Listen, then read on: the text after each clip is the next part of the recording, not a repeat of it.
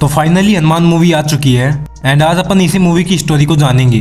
तो सबसे पहले हमें ये दिखाया जाता है कि रक्त रतन का निर्माण कैसे हुआ था, क्योंकि पूरी मूवी की स्टोरी इसी रक्त रतन के ऊपर है। अब लगभग सभी लोगों को हनुमान जी के बचपन की वो कहानी तो याद ही होगी जिसमें हनुमान जी सूर्य को फल समझकर खाने वाले थे, लेकिन तभी वहां पर इंद्र भगवान आ जाते हैं एंड वो हनुमान जी पर अपना वज्र चला देते हैं, जिसके कारण हनुमान जी बेहोश होकर धरती पर गिर जाते हैं। लेकिन जब हनुमान जी गिर रहे थे तभी उनके शरीर से रक्त की एक बूंद निकलकर समुद्र में गिर जाती है और उस समुद्र में उपस्थित एक सीप के अंदर प्रवेश कर जाती है, जिसके कारण सीप के अंदर का मोती रक्त रतन बन जाता है, जिसमें हनुमान जी की दिव्य शक्तियां मौजूद थी। इसके बाद में हमें इस मूवी का मेन विलन दिखाया जाता है जिसका नाम माइकल था। माइकल बचपन से ही एक सुपर हीरो बनना चाहता था, लेकिन असल में वो किसी साइको से कम नहीं था, क्योंकि उसकी हरकतों के चलते वो कई बार अपने हाथ पैर तुड़वा लेता था, जिसके कारण उसके पापा उसको बहुत लड़ते थे।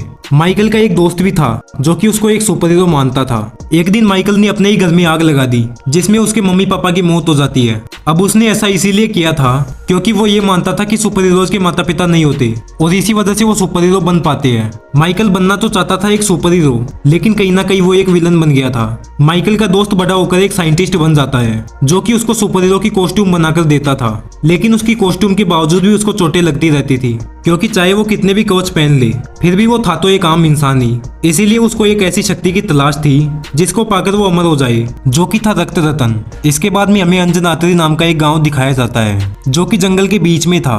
पुराने समय में वहां पर आए दिन लुटेरों का हमला होता रहता था, जिसके कारण गांव के लोगों ने गजपति नाम के इस आदमी को गांव का रक्षक बनाया था, जो कि उनकी रक्षा करने के बदले में उनसे टैक्स लेता था। कई साल बाद लुटेरों ने गांव में आना छोड़ दिया, लेकिन फिर भी गजपति ने टैक्स लेना नहीं छोड़ा और जो भी आदमी इसका विरोध करता था उसको गजपति मौत के घाट उतार देता था। इसके बाद में हमें एक लड़के को दिखाया जाता है। उस लड़के का नाम हनुमंतु था, जो कि एक साधारण सा आदमी था एंड उसे ये गुंडे पीट रहे थे। अब हनुमंतु की एक बड़ी बहन भी थी जिसका नाम अंजुमा था। हनुमंतु एक लड़की को पसंद करता था जो कि कई सालों बाद अपनी पढ़ाई पूरी करके गांव में वापस आई थी। उस लड़की का नाम मीनाक्षी था। एक दिन वो दोनों बस में बैठकर कहीं जा रहे थे, तभी लुटेरों ने उन पर हमला कर दिया। वो लुटेरे मीनाक्षी को मारने वाले थे, लेकिन तभी हनुमंतु ने आकर मीनाक्षी को बचा लिया, पर इसके चक्कर में हनुमंतु खुद फंस गया और उन लुटेरों ने हनुमंतु को पीटकर समुद्र में फेंक दिया। इसके बाद में जब हनुमंतु अधमरी हालत में समुद्र के अंदर गिरता है तो उसको पानी में एक चमकती हुई चीज दिखती है जो कि था रक्त रतन। इसके बाद में सीन शिफ्ट होता है एंड हम देखते हैं कि हनुमंतु समुद्र के किनारे बेहोश पड़ा है और उसके हाथ में रक्त रतन भी था।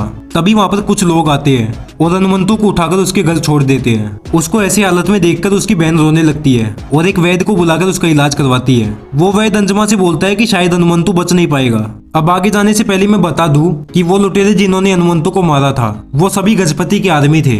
थोड़ी देर बाद हनुमंतु को होश आ जाता है और वो उस मणि को देखने लगता है, लेकिन जब वो उस मणि को सूर्य के सामने करता है तभी उसमें से रोशनी निकलकर हनुमंतु के शरीर में चली जाती है, जिसके कारण हनुमंतु को हनुमान जी की दिव्य शक्तियां मिल जाती है और उसकी सभी चोटें भी ठीक होने लगती है। हनुमंतु देखता है कि उसकी आंखें लाल हो गई है। इसके बाद में हनुमंतु मीनाक्षी से मिलने जाता है, लेकिन तभी कुछ गुंडे उसको परेशान करने लगते हैं, पर हनुमंतु के हल्का सा हाथ लगाने से ही वो सभी हवा में उड़ रहे थे। ये देखकर हनुमंतु को भी विश्वास नहीं होता।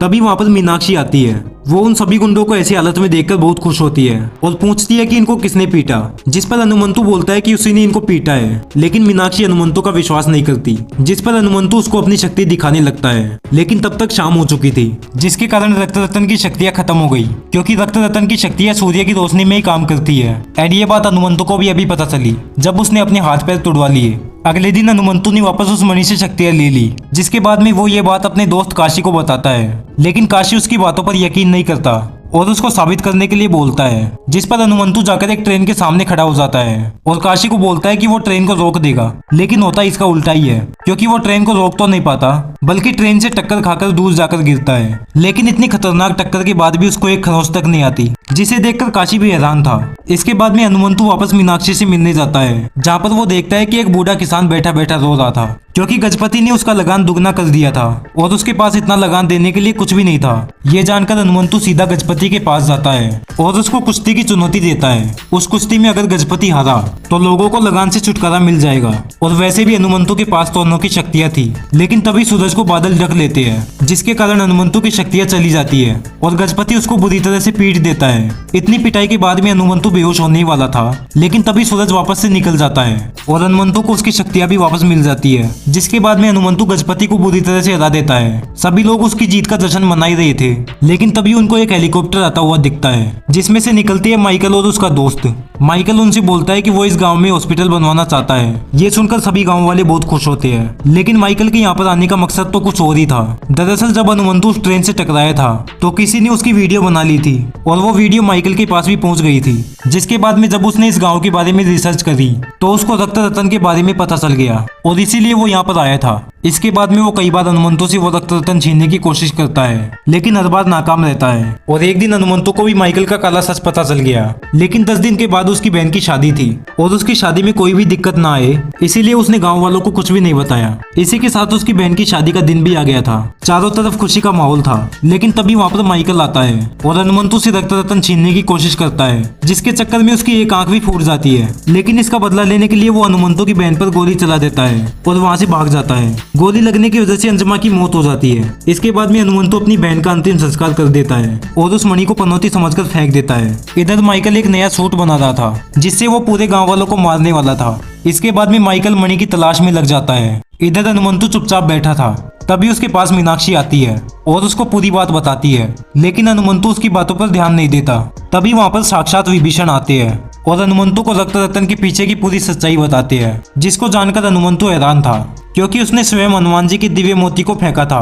तभी एक बंदर आता है और हनुमंतु को वापस से वो मणि दे देता है। इसके बाद में हनुमंतु और माइकल के बीच में फाइट होती है, जिसमें माइकल हनुमंतु से वो मणि छीन लेता है और हेलीकॉप्टर में बैठकर उड़ जाता है, लेकिन वो सामने हनुमंतु को पाता है। हनुमंतु उसके हेलीकॉप्टर को फोड़ देता है, जिसके कारण माइकल की मौत हो जाती है, लेकिन ब्लास्ट के कारण वो मणि भी फूट गई थी और उसमें से हनुमान जी के रक्त की बूंद निकलकर हनुमंतु की आंख में चली जाती है। जिसके बाद में हमें स्वयं हनुमान जी भी देखने को मिलती है, जो कि अपनी ध्यान निद्रा से उठकर हनुमंतु के पास में जाती है, क्योंकि माइकल तो बस आने वाले संकट का पैगाम था और असली संकट तो अब आने वाला था, जिसकी किसी ने भी कल्पना नहीं करी होगी।